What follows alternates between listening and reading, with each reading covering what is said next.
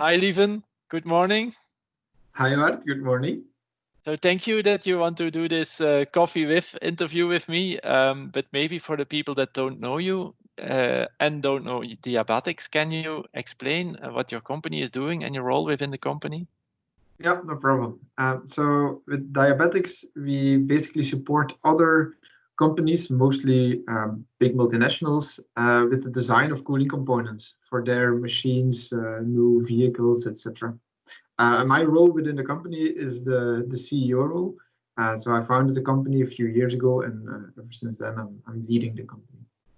So, Lieven, what makes Diabetics unique compared to other thermal design companies, and where did it all start? Yeah, so basically our technology is unique. So we have developed a design tool which is capable of making thermal designs fully autonomously. And it's basically AI driven and it runs on supercomputers. But that enables us to make thermal designs which are 20-30% more effective than what you would design as a human engineer. And that's really unique in worldwide speaking. So this means, Lieven, that the design is not created by a human, but it's really the software that is generating a design proposal.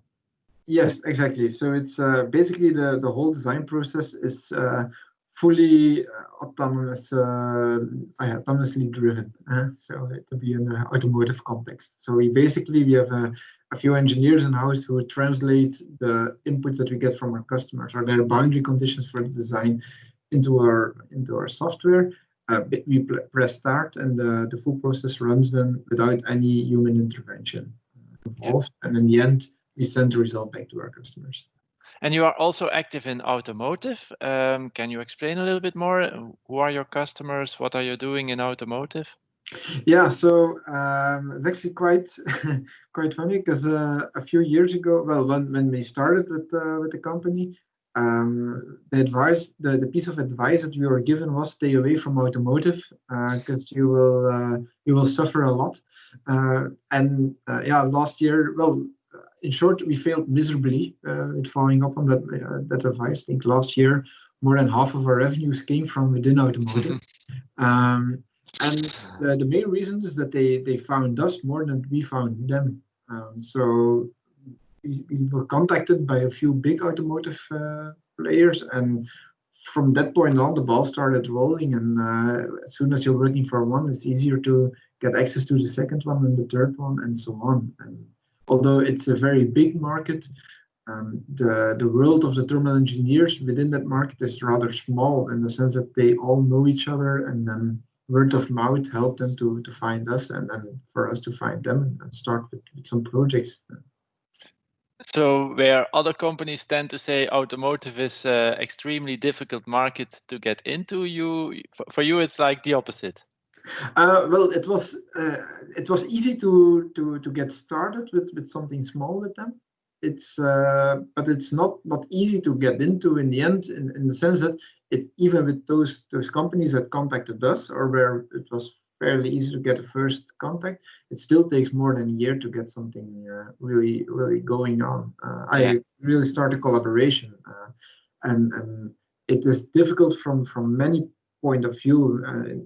The timelines are huge, and it's by far the slowest sector, and in between first point of contact and doing something together, that's for sure the longest time span compared to the other markets that we're active in.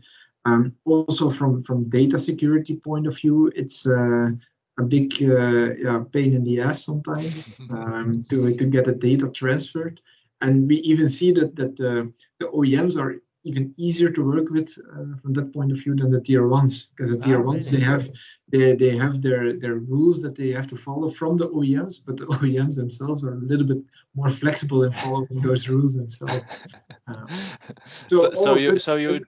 You have both of them. You have tier one and OEM as customer. Yes, because not all OEMs do the thermal design themselves. Mm-hmm. And that's also one of the challenges that we face. Is it's impossible to see from our point of view if a OEM is doing the thermal design themselves for all components or only a part of the components, and for which they support on tier one suppliers. So it's that's also one of the reasons it sometimes takes. Well, I think it's one of the reasons that it takes longer to get something done within automotive, because if you are aiming for the OEM and it turns out that it's a tier one who is doing the work, then you have to basically start all over again for the same customer. Because that is something that to many people will not be that obvious. If you think about electric vehicles, everybody knows that they are very powerful, and you immediately think of heavy batteries and the range is not enough, but that there are really thermal challenges inside an electric vehicle. I think for many people it's not really known even. No. Indeed, it's always it's also with basically all of our customers, or most of our customers. Thermal engineering or the cooling of things is a secondary problem. And no one designs an electrical car to cool it. You design an electrical car to drive it, and you have to cool it as a side effect.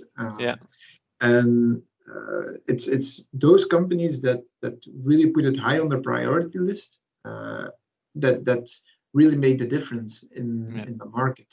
And it's if you Google for a well-known Californian car manufacturer, electrical vehicle manufacturer, you will see that from cooling point of view, they basically take the lead, and you see it in all the developments that they, or you see it in the competitive advantage that they have from driving range to fast charging, especially with fast charging. Cooling is critical. Yeah,